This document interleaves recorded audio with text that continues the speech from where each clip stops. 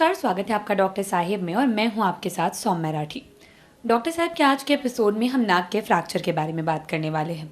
आज ये जानेंगे कि क्या हमेशा नाक के फ्रैक्चर के लिए आपको इलाज कराने की ज़रूरत होती है, क्या कॉम्प्लेक्स सर्जरी इस फ्रैक्चर में इन्वॉल्व होती है और इससे जुड़ी जो कुछ भी ज़रूरी बातें हैं वो भी समझेंगे। और ये सब बताने के लिए इस वक्त मेरे साथ बैठी हैं डॉक्टर रश्मि प्रसाद, जो कि बिहार के सबसे जाने माने ENTs में से एक है। सबसे पहले मैम नमस्कार, बहुत बहुत स्वागत है आपका। Thank you so much. Ma'am, नाक का जब अगर किसी का फ्रैक्चर हो जाता है तो लोगों को डर रहता है कि नाक टेढ़ी रह जाएगी, बिना सर्जरी सीधी नहीं होगी और सीधा ऑर्थोपेडिक सर्जन के पास लोग भागते हैं, हड्डी की बात है तो ऐसे में मैं चाहूँगी आप लोगों को वो सारी चीज़ें बताएं जो वो इस फ्रैक्चर से जुड़ी या तो जानते ही नहीं है और जो जानकारी है वो गलत है। सबसे पहले तो मैं ये बात बताऊंगी कि अगर आपके नाक का फ्रैक्चर हुआ है तो ये ऑर्थोपेडिक सर्जन का ब्रांच नहीं है। इसके लिए आपको ENT डॉक्टर्स से कंसल्ट करना है। क्यों, अगर नाक का फ्रैक्चर हुआ है तो सबसे पहले आप ये देखिए कि फ्रैक्चर किसको हुआ है, जैसे बच्चा है कि बड़े लोग हैं। बेसिकली हमारे पास बहुत बच्चे भी आते हैं जो खेलते समय या कभी बॉल से उनके नाक पे चोट लग जाती है और वो फ्रैक्चर लेके आते हैं। तो बेसिकली बच्चों के केस में जिसको फ्रैक्चर की जो सर्जरी होती है उसे फ्रैक्चर नेजल बोन रिडक्शन करते हैं। तो उसमें क्या करते हैं, पहले हम लोग एक एक्सरे करा लेते हैं और उसके बाद प्लान करते हैं कि इस पेशेंट की सर्जरी करनी है कि नहीं करनी है। तो बच्चों में बेसिकली हम लोग सर्जरी अवॉइड करते हैं। इसका कारण ये है कि 16 से 17 साल तक हमारे फेशियल बोन्स का ग्रोथ होता है।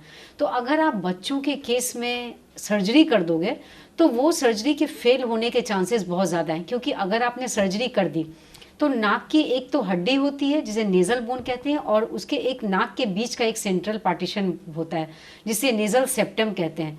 तो मोस्ट ऑफ द फ्रैक्चर्स में ये देखा जाता है ना कि अंदर की जो सेप्टम, जो सेंट्रल पार्टीशन है, वो भी टेढ़ी हो जाती है। तो अगर बच्चों के केस में अगर आपने नाक की सर्जरी कर दी है तो क्योंकि बच्चों के केस में उसके तो फेशियल बोन्स के ग्रोथ होने वाले हैं जो कि 16-17 साल आते आते फिर वो ग्रोथ रुक जाता है।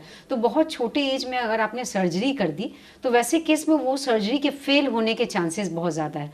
तो बच्चों के केस में हम लोग बेसिकली कंजर्वेटिव मैनेजमेंट ही पेशेंट्स को बताते हैं। उसमें क्या करते हैं, कोल्ड कंप्रेशन करना है। बेसिकली वहाँ पे ब्रूज वगैरह मतलब कालापन डेवलप कर जाता है तो कोल्ड कंप्रेशन करना है।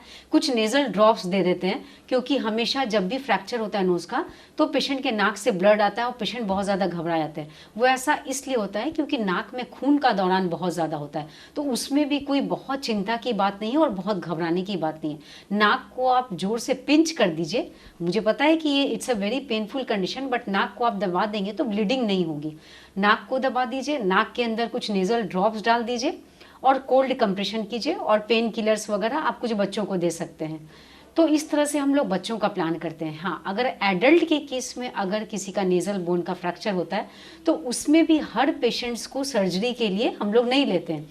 कुछ एक्सरे कराने के बाद हम लोग ऐसा देखते हैं कि फ्रैक्चर हुआ है बट वो अनडिस्प्लेस्ड फ्रैक्चर है। मतलब उसे क्या कहते हैं, मतलब फ्रैक्चर दो बोन्स के फ्रैक्चर्स हुए बट वो अपने जगह पे ही है। अनडिस्प्लेस्ड मतलब वो वहीं पे है, डिस्प्लेस्ड मतलब कि हड्डी टूटी और वो ऐसा एक जगह से दूसरी जगह से हड्डी खसक गई। जब हड्डी खसक जाती है ना तो ऐसे केस में हड्डी का अलाइनमेंट ज़रूरी रहता है और वैसे पेशेंट्स को हम लोग सर्जरी के लिए प्लान करते हैं। बट सर्जरी इमीडिएटली फ्रैक्चर के बाद नहीं करते हैं, उसका भी कुछ कारण है। जब किसी को जब चोट लगती है तो वो नाक में काफ़ी ज़्यादा सूजन रहता है। तो अगर आप तुरंत सर्जरी के लिए प्लान करेंगे तो वो इतने सूजन के कारण हम लोग को प्रॉपर प्लेन नहीं समझ में आएगा और कितना करेक्शन हुआ है या कितने करेक्शन की रिक्वायरमेंट है वो आप जज नहीं कर सकते। तो हमेशा जब भी फ्रैक्चर होता है हम लोग कुछ पेशेंट्स को कम से कम 4-5 दिन कंजर्वेटिव मैनेजमेंट पे रखते हैं। एक बार जब उसके नाक की सूजन चली जाती है उसके बाद हम लोग सर्जरी के लिए प्लान करते हैं, अगर वो अनडिस्प्लेस्ड फ्रैक्चर है।